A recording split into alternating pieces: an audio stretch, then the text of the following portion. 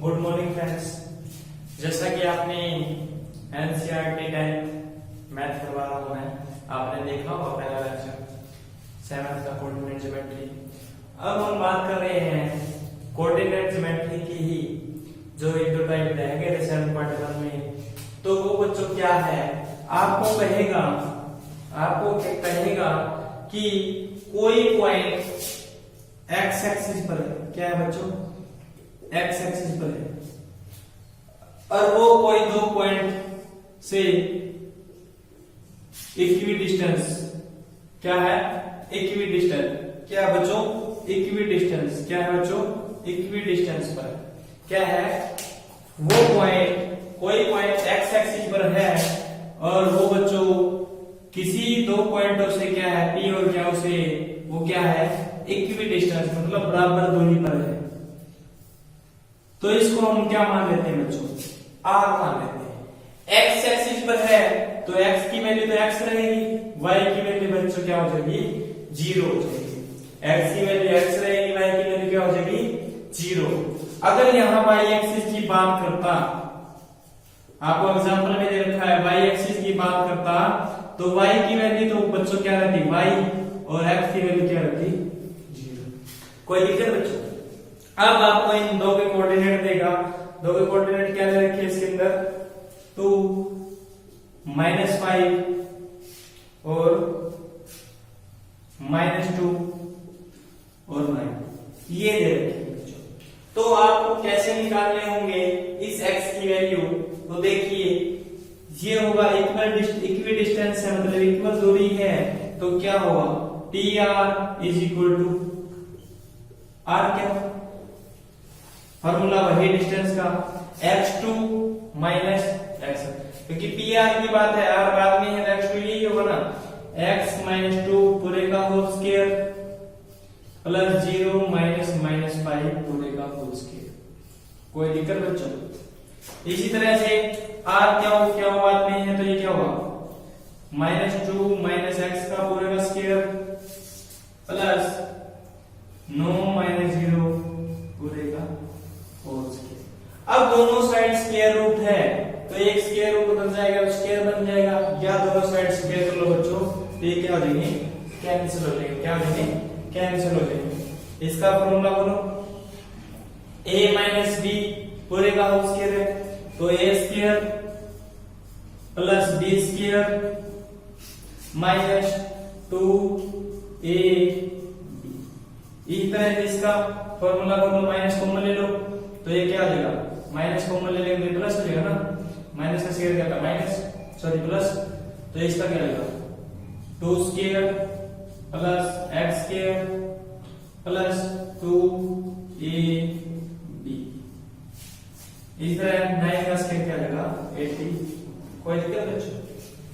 हमने 5 का स्क्वायर क्या नहीं किया, प्लस 5 का स्क्वायर क्या हुआ? 25। कोई दिक्कत? अब इसको और करेंगे तो x स्क्वायर तो जाके माइनस में होगा, कट जाएगा ना बच्चों। कोई दिक्कत?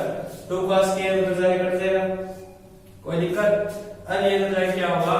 माइनस का 4x पे क्या जाएगा? माइनस का 8x, और ये तो जाके 25 माइनस में हो जाएगा 25, तो ये क्या बच गया? माइनस, ये बच गया 56। x की वैल्यू क्या होगी? 56। ये मल्टीप्लाई रहेगा, इधर आगे क्या आएगा बच्चों? डिवाइड। तो क्या आ गया? 7। तो -7 आ गया x की वैल्यू। इसकी क्या आ गई? -7 आ गया x की वैल्यू। 7 और 0 हो जाएंगे इस r के कोऑर्डिनेट। क्या हो जाएंगे? -7 और 0 हो जाएंगे r के कोऑर्डिनेट। कोई दिक्कत बच्चों? अगर इक्विडिस्टेंस आ जाए तो आपको सिर्फ ये और ये और कुछ नहीं रखना। आप मान सकते हो सिर्फ t क्या मान लिया, r इससे इक्विडिस्टेंस पे, तो आपको PR बराबर r क्या निकालना और कुछ नहीं निकालना बच्चों। कोई दिक्कत? अब हम अगली एक्सरसाइज के ऊपर चलते हैं। सबसे पहले मैं आपको 7.3 करवाऊंगा जो ज्यादा आसान है और टाइम भी नहीं लगेगा।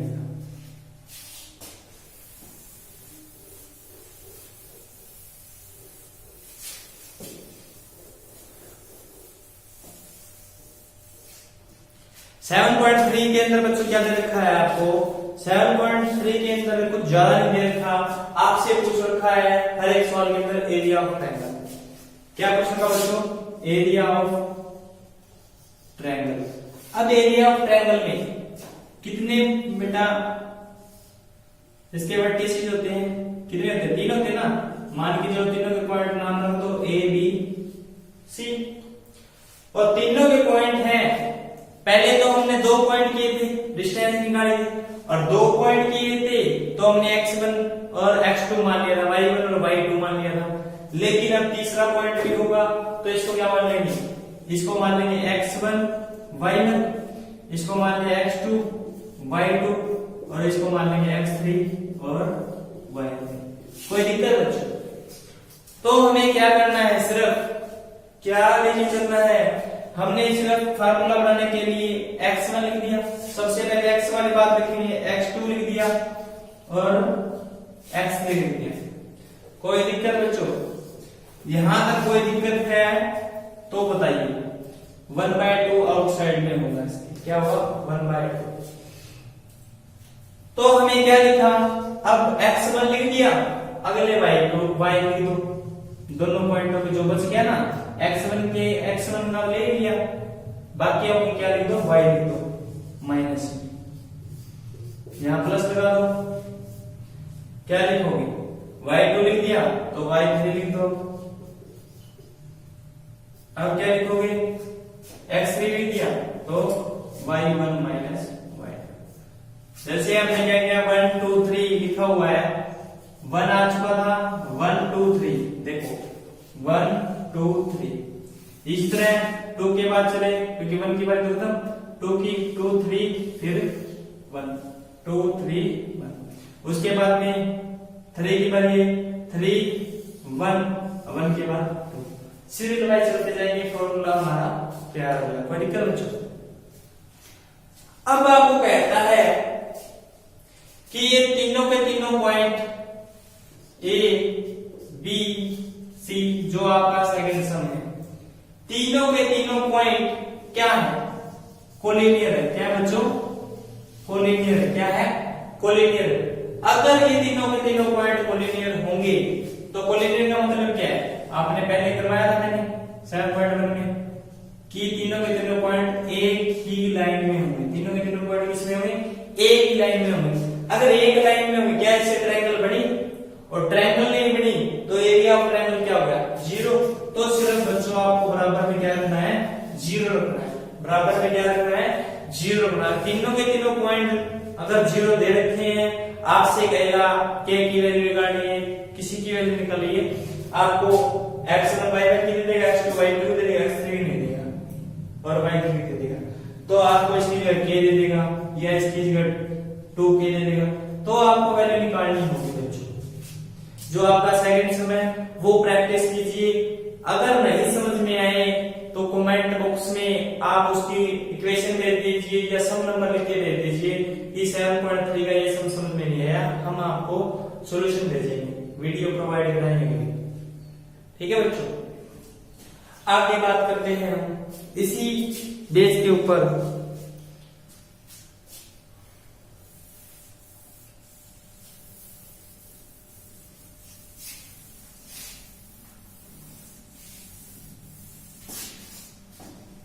अब आपको कह दिया क्वाड्रिलेटरल, एरिया ऑफ क्वाड्रिलेटरल निकालिए। क्या निकालिए बच्चों? एरिया ऑफ क्वाड्रिलेटरल निकालिए। तो एरिया ऑफ क्वाड्रिलेटरल कैसे निकलेगा वो आपको मैं बता देता हूं।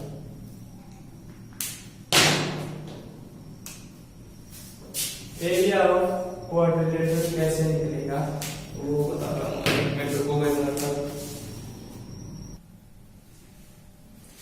अब आपको कहेगा एरिया ऑफ क्वाड्रिलेटरल निकालिए। तो एरिया ऑफ क्वाड्रिलेटरल क्या निकलेगा? इसके अंदर तो बच्चों कितने पॉइंट होंगे? 4 पॉइंट होंगे ना, ए बी सी डी। लेकिन हमें फार्मूला किसका आता है? ट्रायंगल का आता है। तो इसको ट्रायंगल बना दीजिए ना बच्चों। यहाँ पे एक लाइन लगा दीजिए डायगोनल की, या यहाँ नहीं लगानी, यहाँ लगा दीजिए। कोई दिक्कत बच्चों? अगर यहाँ नहीं लगानी तो यहाँ लगा दीजिए, ये वाली ऐसी ट्रायंगल हो जाएगा। तो अब क्या बन गई? 2 ट्रायंगल बन गई ना। 2 ट्रायंगल का फार्मूला लगा दो। इसको x1 y1 मान लो, इसको x2 क्योंकि b बाद में आता है ना दूसरे नंबर पर, y2, उसके बाद में x3, y3, इसका एरिया निकालोगे। उसके बाद में इसको x1 y1 छोड़ दो, सिर्फ x1 y1 लिखना है, बाकी ये कर दोबारा से इसका एरिया निकालो नीचे वाले ट्रायंगल का। तो एरिया ऑफ ट्रायंगल ABD निकल जाएगा plus area of triangle BCD निकल जाएगा। तो आपका क्या हो जाएगा, एरिया ऑफ क्वाड्रिलेटरल इन दोनों का जोड़ होगा वो एरिया ऑफ क्वाड्रिलेटरल ABCD। कोई दिक्कत बच्चों? कोई दिक्कत है तो मेरे को बता दीजिएगा कमेंट के अंदर, या फिर व्हाट्सएप पे आप पिक्चर भेज दीजिए। मेरा व्हाट्सएप नंबर है 7056029780। इसके ऊपर व्हाट्सएप पे पिक्चर भेज दीजिए, आपको सॉल्यूशन मिल जाएगा। कोई दिक्कत? अगर बात करते हैं हम अगले क्वेश्चन की, आपसे कह रखा है